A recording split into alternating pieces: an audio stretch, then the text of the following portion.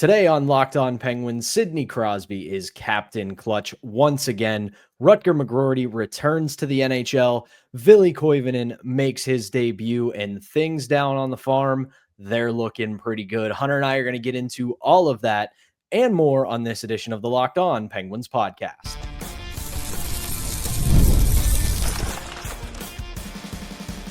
You're Locked On Penguins, your daily podcast on the Pittsburgh Penguins. Part of the Locked On Podcast Network, your team every day. Hello and welcome back to another edition of the Locked On Penguins podcast.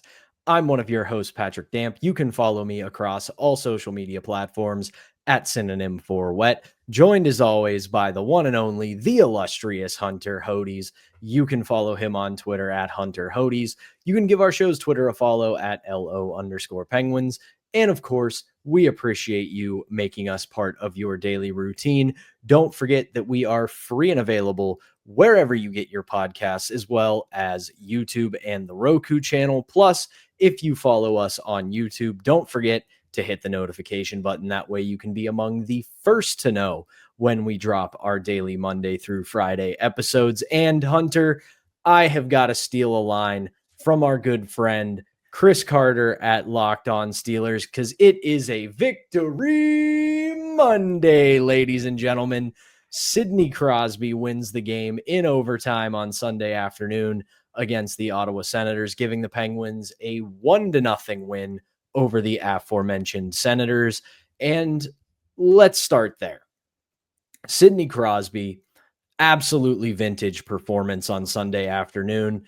We know that this team is probably buried. They're not going to make the playoffs. Ottawa's going to make the playoffs. And Sunday's game was a Sunday afternoon game against a team not in the playoffs and a team in the playoffs. But despite everything else being an absolute slog, that wasn't going to slow down Sidney Patrick Crosby. He was locked in from the time the puck dropped until he buried a one-timer on Anton Forsberg in overtime to give the Penguins the win.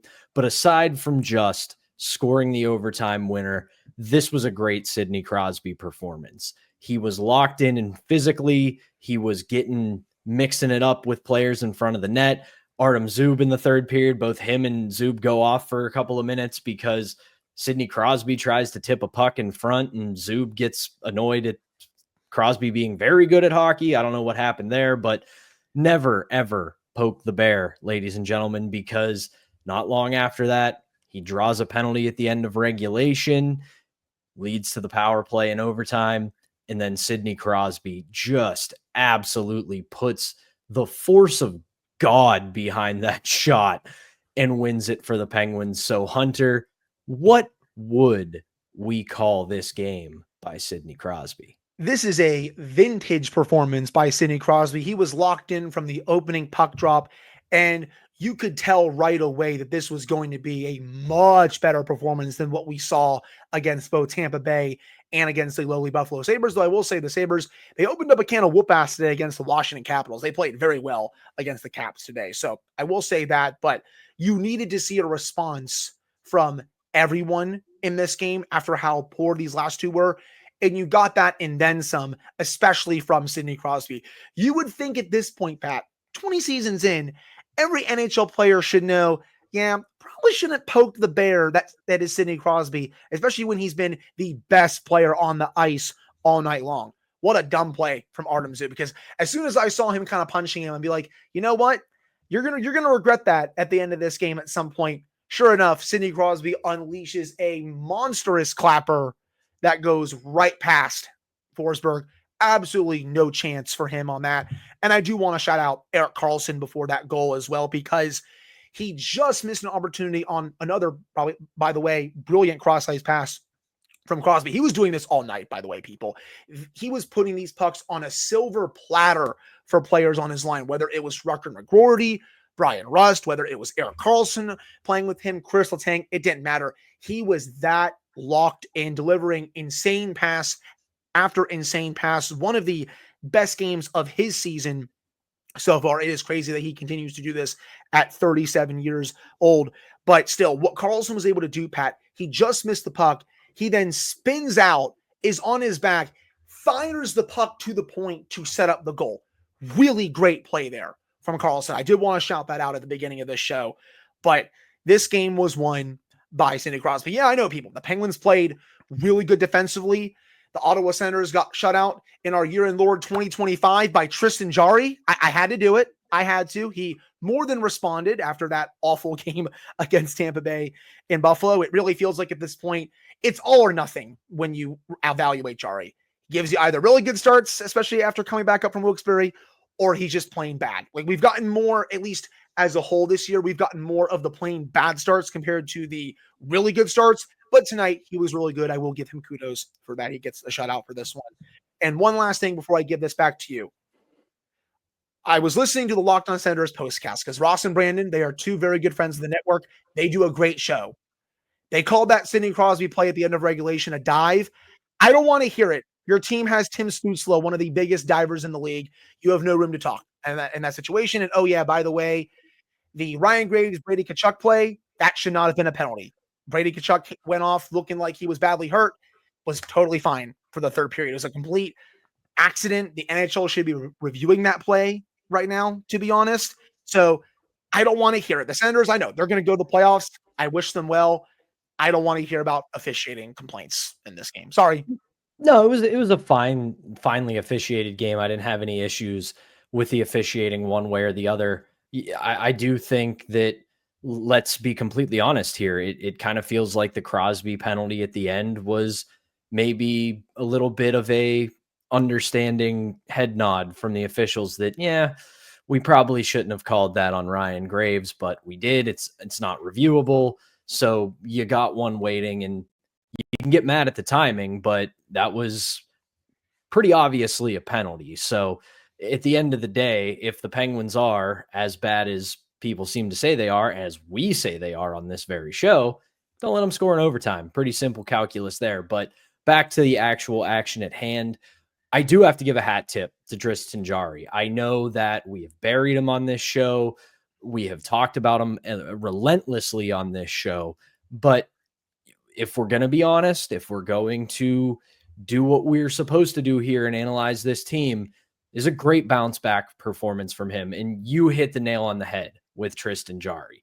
At this point, it is either Vezina caliber performances or he is sub-professional. And I keep coming back to this with this team. It's something you've said. It's something I've said. They know where they're going this year. They know that this season is going to be a third straight year where they finish the year and they are not invited to the Stanley Cup playoffs. But there are a number of players, top to bottom, who continue to battle. And after the way they got embarrassed by both Tampa Bay and then Buffalo, it would have been very, very easy for this team to throw it in the tank, to just say, we're done. We got embarrassed in consecutive games. We're not going to the playoffs. Crosby got his record over Wayne Gretzky. There's really nothing left to play for this season. So we're just going to lay down and play this string out until we can go off to our cottages in Canada or hit the golf course down south or go on our vacations or do whatever it is we do in the off season. And they haven't done that. They played what I believe is a pretty good Ottawa Senators team. You said it on Friday. That is going to be a team that's going to be an extremely tough out for whoever they get in the first round. And the Penguins went blow for blow with them. Again, yeah, kind of a snoozer of a game through the first 60, but that's kind of how this Penguins team has to play teams like Ottawa. They have to play well defensively. They can't take a lot of risks. They have to get some solid goaltending. And Tristan Jarry provided that solid goaltending on Sunday. Yeah, I mean, I texted you this during the game. It kind of reminded me a little bit of the series between them in 2017, Pat, game 2, where, remember, one chance. That was it. Puck went in the back of the net. That's what it felt like was going to happen in this game as it kept playing out. A team was going to get one chance, bury it, and then the game was going to be over. That's exactly what happened. I know that game in 2017 was more of a slog just because of how the Senators were trapping. In this game, yeah, the neutral zone was pretty clogged, but it was still an entertaining game to watch. Like, I really enjoyed watching this. The Penguins were really good, especially in the third period, by the way. I mean, they were blitzing the Senators pretty well in the third period. I mean, you look at the score effects, Pat, 15 scoring chances for, 1 against at 5-on-5 in the third period. The Penguins were fantastic during those 20 minutes. Also, 8 high danger chances for, none against.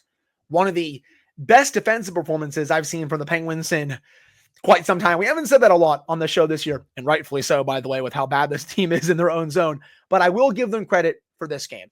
Yeah, I was part of it because the Senators played yesterday. Sure, they had a big win against Columbus on Saturday, back-to-back with travel. I get it. But I will still not take credit away from the Penguins. I thought they played a very structured game, a very disciplined game, and they were rewarded with that Sidney Crosby goal in overtime. They got the goaltending. They got everything that I wanted to see from this game, especially the response. That's the main thing I wanted to see. And we got that and then some. And I think we got to talk about the kids here coming up in the second segment, don't we? And Hunter, it's how we have done, I think we're coming up on about 400 of these shows together. So this is how we've been doing it this long, because Hunter knew exactly what my transition was going to be. I know why you're here. You know why you're here. You want to hear about the kids who played in the game tonight. Well, Sunday, I should say. We're recording this on Sunday night because Hunter has to get on a plane early on Monday morning. So we're getting this done early and often. But when we come back, we will talk about the NHL debut of Villie Koivunen and the return to the NHL of Rutger McGroarty. We will do that when we come back. So stick with us. But first, we've got to tell you about today's first sponsor, and that is FanDuel. March Madness is here, and FanDuel is giving you the chance to get in on the action like never before. Right now, new customers can get $200 in bonus bets when your first $5 bet wins. That's $200 extra bucks on everything from buzzer beaters to Cinderella stories and even who is cutting down the nets. If your bracket's busted, FanDuel is the best place for you to stay in on the action. With the tournament games happening nearly every single day, there's always something exciting to bet on. So visit FanDuel.com and get in on the college hoops action all tournament long. That's FanDuel.com, America's #1 sportsbook. All right, we're back here on the Monday edition. That's right, Monday edition, Victory Monday edition, mind you. I'm Patrick Damp alongside Hunter Hodes, and no longer should we delay the inevitable, Hunter. The kids, they're starting to come up to the big club, and that started tonight, Sunday night, with Villie Koivunen and Rutger McGroarty. And before we actually talk about their performance, we have to talk about the comments of Kyle Dubas, who essentially... Again, Kyle, we appreciate you listening to this show, man, and really just pushing back on us when we say things without mentioning us, because I know we both said we want this to be a cup of coffee for the two of them. We want them to play a couple of games and then head back to Wilkes-Barre and get ready for the Calder Cup playoffs. And Kyle basically said, no, that's not happening. These guys are pretty much going to be here for the rest of the season, and then they're going to go back to Wilkes-Barre, which... Jay Caulfield brought this up, I believe, either in the pregame or in one of the intermissions. He said pretty much the way the schedule lines up, that's perfectly fine because the NHL season will come to an end. Then the Calder Cup playoffs will get going. So these guys are going to get a little bit of runway, about 9 or so games under their belt of NHL hockey. Obviously, McGroarty got kind of, I don't want to say forced into the lineup early in the year, but injuries kind of made them say, okay, you know what? We can let him play a few games before we send him to Wilkes. And now Villie Koivunen comes up. He's going to get valuable experience. So really excited to see what they bring over the next couple of weeks, especially this is going to be one of the most silly, intangible things I ever say on this show. But look where the Penguins put Rutger McGroarty and Villie Koivunen in the locker room. They are both right next to Sidney Crosby. So that tells you what they think about these two kids. That is 100% by design, and they want Crosby to at least serve a little bit as a mentor to them because they see these two kids as contributors heading into next season. Now, I've said on this show a lot, I think they are going to make the team next season. I think they're going to be on this team full time next season with how they have developed in Wilkes-Barre this year. And in terms of both of their performances tonight, let me start with Villie Koivunen. I loved his first period. He does all the little things right. That's the thing I really noticed with his game, Pat. Like, for example, he had a nice little stick lift on Drake Batherson in the first period that prevented a scoring chance. He was sniffing around the goal mouth on one of the power plays, getting a couple good chances around there. He showed also a little bit of that creativity in his game as well. He also has great vision. I saw that on display tonight too. He was always in the perfect position every time he was on the ice. I usually use this next term when I'm talking about, like, pro video game players and stuff like that, but it's going to sound a little bit weird, whatever. He has such great game sense, or hockey IQ, if you want to call it that. Like, you can tell he's trying to outthink some of these players on the ice. And I saw all that on display tonight, or last night as well. So I really liked Villie Koivunen's performance. I liked how many minutes he got at 5-on-5.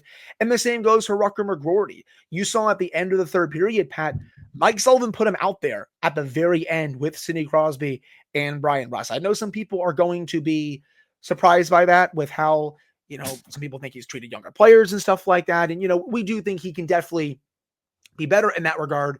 But I think, to me, at least through this one game, that shows me, okay, he's throwing him to the wolves a little bit, and he's seeing how he's going to develop at the NHL level. You mentioned it, Pat. Both of them are next to Sidney Crosby in the locker room. They are going to be getting a lot of chances here down the stretch, mainly because these games really don't mean that much, just standings-wise. Like, yeah, players-wise, these guys are playing for contracts, either on the Penguins or on next year's team and all that other stuff. But they're giving them these looks because management knows they're not going to make the playoffs. So why not bring them up, have them play here? They've earned it. And then you can go back down to Wilkes-Barre and continue that bond. It's funny, after we recorded that episode on Friday where we discussed, like, they're going to come up here for a cup of coffee and stuff, Josh Ely of The Athletic said that he heard, like, they're going to come up here for the rest of the season. It was literally 20 minutes after we posted the episode. So I love how that timing comes out. It's just really funny how it is. But still, I get the move, and I'm excited to see what they can do here down the stretch. As for McGroarty, more my thoughts on him. I think his skating is worlds better than where it was at the beginning of the season. You can see him really working on it throughout the year in Wilkes-Barre. And I still think that first burst needs a little bit of work, but he is by far and away such a better skater now, Pat. It's not even close. I saw him also going around the front of the net. I saw him getting it mixed up with Zub also at the end of the third period. I loved that he took a little bit of a run at him, kind of saying, like, hey, I know I'm the new guy here, but you're not going to treat my captain like that. There's no way you're going to do that. And I just felt he played this is also going to sound like a very intangible statement as well, Pat. He played a really honest game. I never really say that on the show, but he was really good in all three zones. He had a couple of good scoring chances. There was one in particular, though, Pat, where he passed up a golden opportunity deep in the offensive zone. And I'm like, Rucker, I know you're trying to help out Sidney Crosby here, but be selfish. Take that shot. I think he'll learn that as he keeps going here, but a really nice return to the NHL for him. And also, happy birthday. That was his 21st birthday today. Had a really good quote about this after the game. He said about playing an NHL game and skating on the top line with Crosby on his 21st birthday. He says, I love my parents and my sister and my girlfriend, but no present they have ever gotten me could live up to that. Just a fantastic quote. All in all, really liked their efforts tonight, man.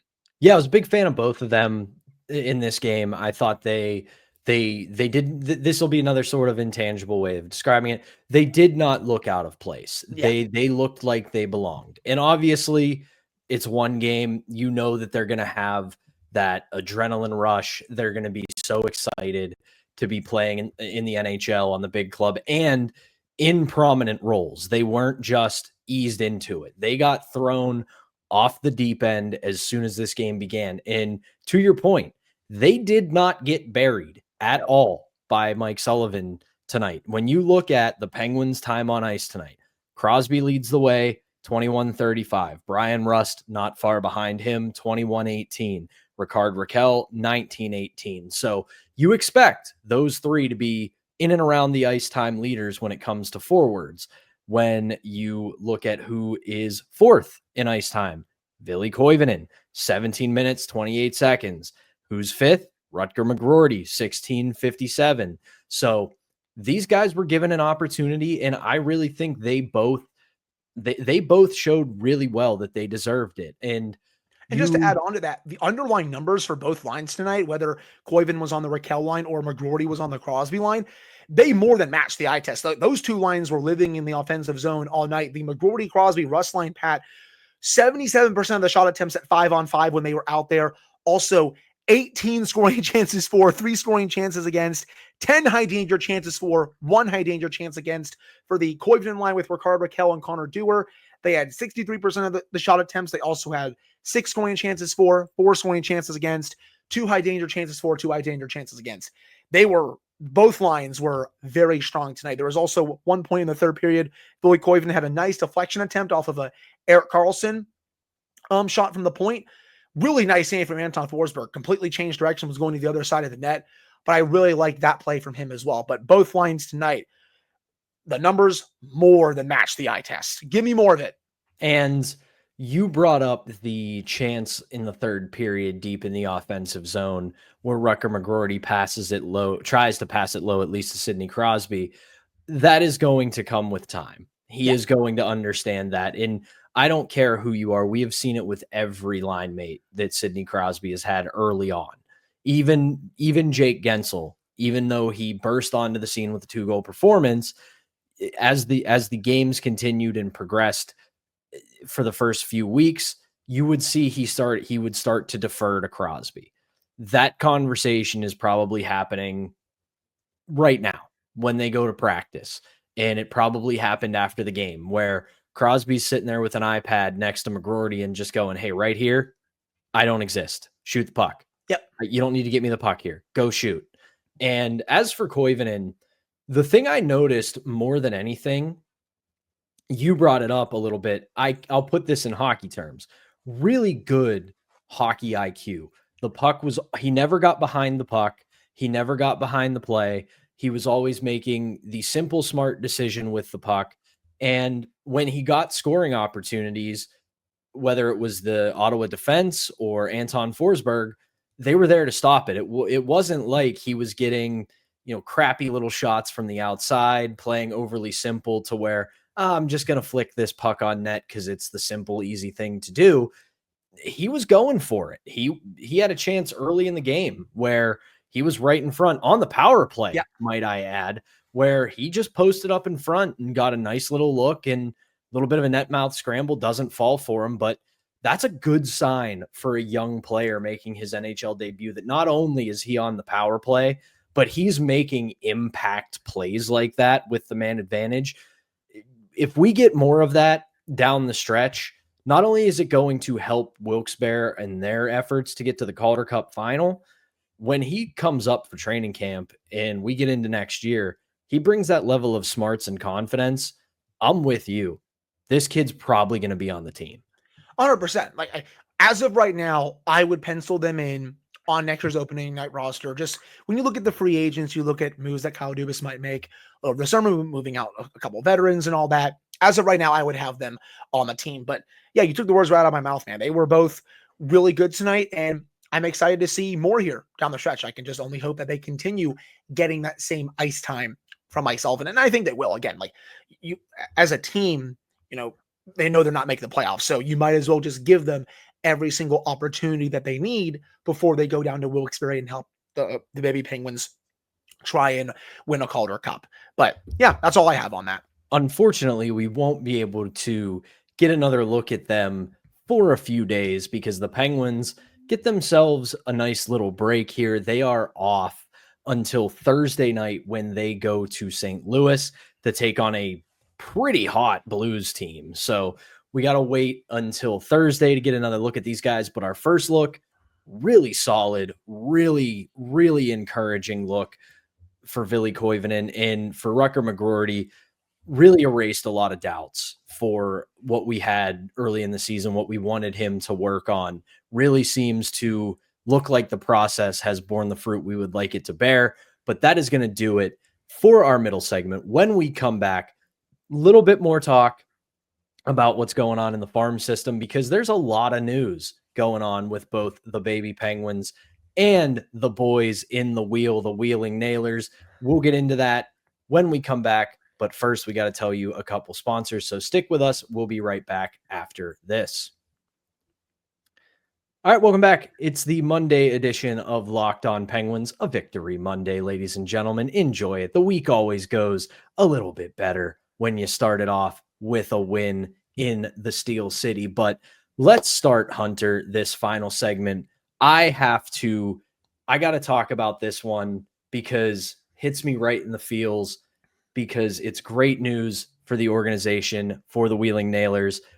Nailers head coach Derek Army is now the winningest coach in the history of the Wheeling Nailers franchise, passing Clark Donatelli. That happened on Saturday after their win. They got another win on Sunday, so his 148th gave him sole possession of first place, and then just a day after, he adds to it with 149.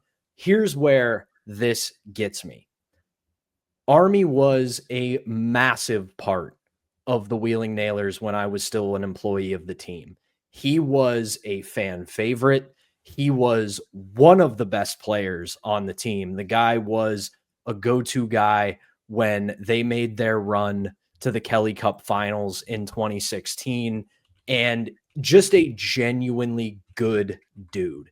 He is somebody who, when you think quintessential nice hockey person, you think of Derek Army. He was the kind of guy who understood he was the kid who got the job at the candy store. When it didn't matter that it was the ECHL, it didn't matter that it was Wheeling, West Virginia. This guy knew how lucky he was to be a professional hockey player. He got to know everybody in the organization, including myself, and he was always gracious, always a nice person, always grateful for the efforts we put in. I'll never forget, I had a conversation with him. I believe it was when we were in Allen, Texas for the Kelly Cup final, after they unfortunately dropped it to the Allen Americans and were not victorious. Everybody was out on the town because we didn't fly out till the next morning. Me and a couple of the staff are having a couple beers, having a conversation, and we see some of the guys on the team on the other end of the bar. He walks down. He's like, "Oh, come on down and, hang out with us and talk to us." I was like, "Derek, we're not part of the team. That's you guys. You guys go do that thing." And he goes, "Guys, you're selling tickets. You're putting butts in the seats. You're making sure things run day to day. You're just as much a part of this as we are. Get down here." And we were just like, well, we can't say no to that. So congratulations to him, and congratulations to the Nailers, who with a victory on Sunday have clinched a spot in the Kelly Cup playoffs. So a lot of good things happening in the farm system right now, Hunter. Yeah, so we have Wheeling and Wilkes-Barre to discuss once the Pittsburgh Penguin season ends in a few weeks. We'll be tracking Wheeling throughout the Kelly Cup playoffs and then Wilkes-Barre through the Calder Cup playoffs. For Wheeling, though, man, Taylor Gauthier continues to be awesome. 1 year after winning the ECHL Goaltender of the Year award, he has played in 27 games this year, one more than Sergei Murashov, who, unfortunately, Pat, he has now lost an AHL game. Wasn't going to last forever. He still played very well today, but he did lose that 11-game winning streak in the AHL today to the Charlotte Checkers. For Taylor Gauthier, he has played 27 games. He has a 2.06 goals against average and a 9.28 save percentage for Wheeling. He will be the guy for Wheeling in the playoffs. I'm excited to see what he can do once again for Wheeling once those playoffs start. Also did want to shout out Harrison Brunick.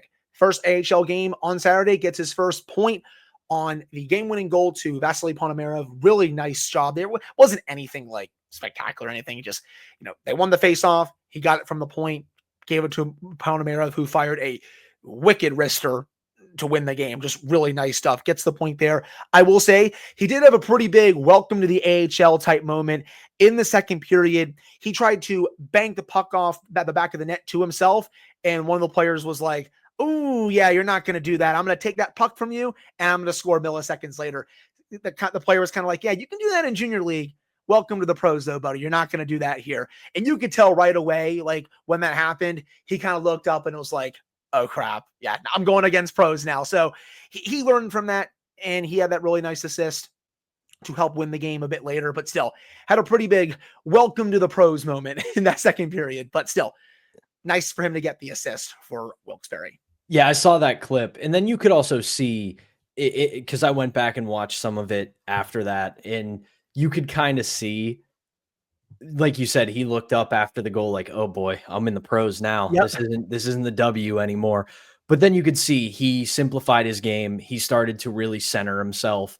And that's another good sign. Like we talked about in the second segment, he understood that he made a mistake. He learned from it, played a solid game as well after that. So we've got 2 minor league teams to track in the postseason. But I got to give this one last shout out for the Nailers here, clinching their spot. Huge couple of wins this past weekend for them. They get a 2-0 win on Friday against the Cincinnati Cyclones. They follow that up with a 4-1 win over Cincinnati to give Derek Army the winningest record in Wheeling Nailers history. And then on Sunday, 3-2 win over the great name here, the Bloomington Bison. Great name. They get a 3-2 win over them. They are in the Kelly Cup playoffs. We obviously know the Baby Penguins are in the Calder Cup playoffs. So the system is starting to bear a little bit of fruit here. So we're going to keep our eyes on all of these players, both of these teams, and make sure you are up to date once the Penguins season ends. But that is going to do it. I do have one more shout out to end this. Congratulations. I can't believe I almost forgot about this. Penn State going to the Frozen Four. I know we have some Penn State alums that probably listen to this show, since we all know Penn State is very close to Pittsburgh. Massive school. I had friends from my high school that went to Penn State. I know how crazy that fan base is, but congratulations to Penn State. They're going to the Frozen Four. That was an awesome game-winning goal. I didn't watch the game, of course, because I was watching the Penguins game, but that was a fantastic goal to win it. There's one other thing that happened in that Penn State UConn game. And Hunter, this is your homework before you get on the plane. And this is everybody's homework before they finish this episode. A player on UConn tried to go for a Michigan and got blown up by a Penn State defenseman. One of the biggest, cleanest hits I have ever seen. And you got to seek that out. It was awesome. So congratulations to Penn State for getting into the Frozen Four. But now that is going to do it for this edition of the Locked On Penguins podcast. We will be back with a brand new episode for you on Tuesday. Hunter will be coming to you live to tape from the Dominican Republic. I will still be in my beautiful office here, but we will have an episode for you on Tuesday. Until then, thank you as always for tuning in. For Hunter Hodes, I'm Patrick Damp. We will talk to you tomorrow.